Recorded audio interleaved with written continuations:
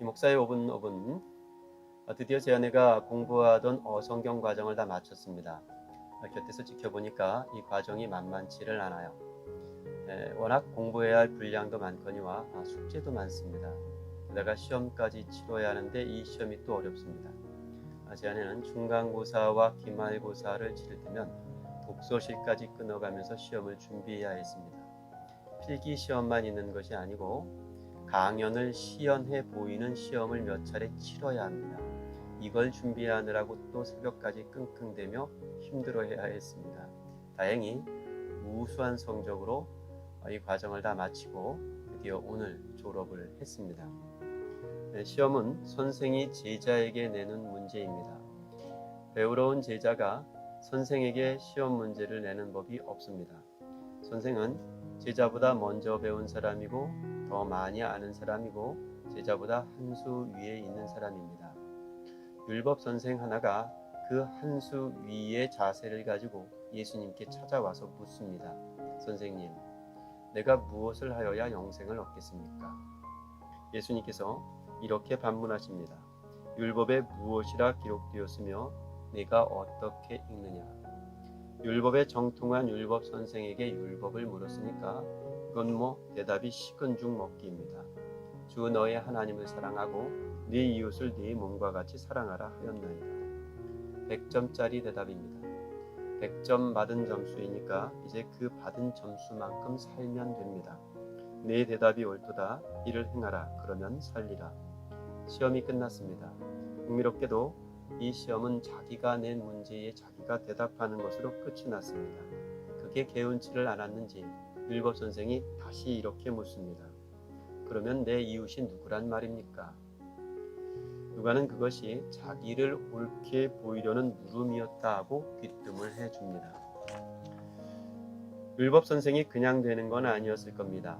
가위바위보나 묵찌발을 해서 이기면 그렇게 율법 선생이 되는 건 아닙니다.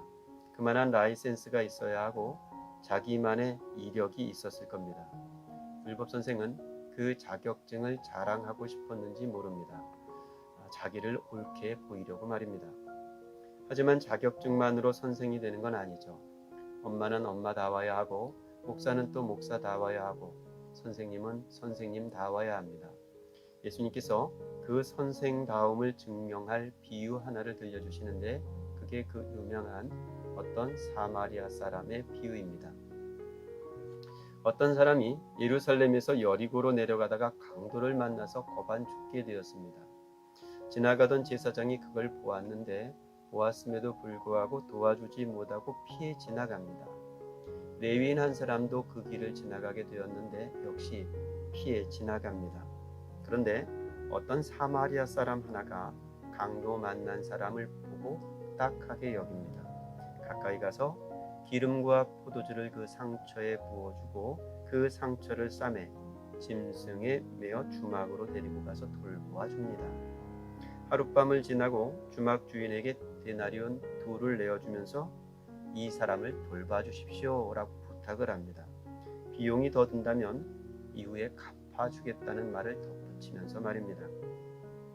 예수님께서 율법 선생에게 다시 묻습니다. 네 생각에는 이 세 사람 중에 누가 강도 만난 자의 이웃이 되겠느냐? 선생이 대답합니다. 자비를 베푼 자니이다. 옳은 대답입니다. 하지만 이 옳은 대답에 이 선생의 위선이 담겨 있습니다.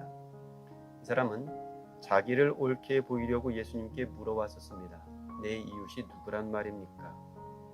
자기 오름에 울타리를 쳐두고 그 울타리 안에 든 사람, 그들을 이웃이라고 여겨 그들에게 베푼 자기의 선행이 충분했다고 자신했기 때문입니다. 하지만 지금 이 옳은 대답은 비겁합니다. 자비를 베푼 자입니다 라고 대답할 것이 아니라 저 사마리아 사람이 참된 이웃입니다 라고 대답했어야 합니다. 하지만 이 율법 선생은 그렇게 대답할 수 없었습니다.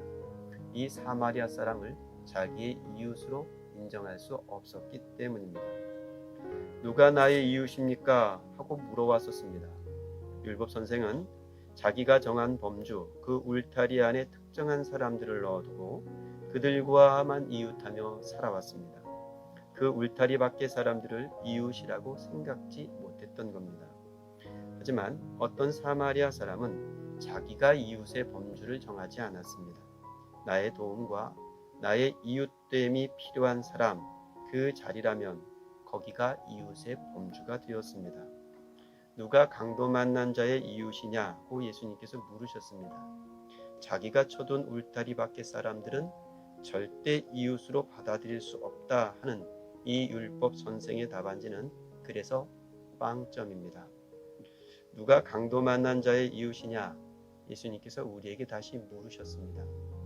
우리가 주님 앞에 써낸 답안지, 거기는 과연 몇 점의 점수가 적혀 있을까요?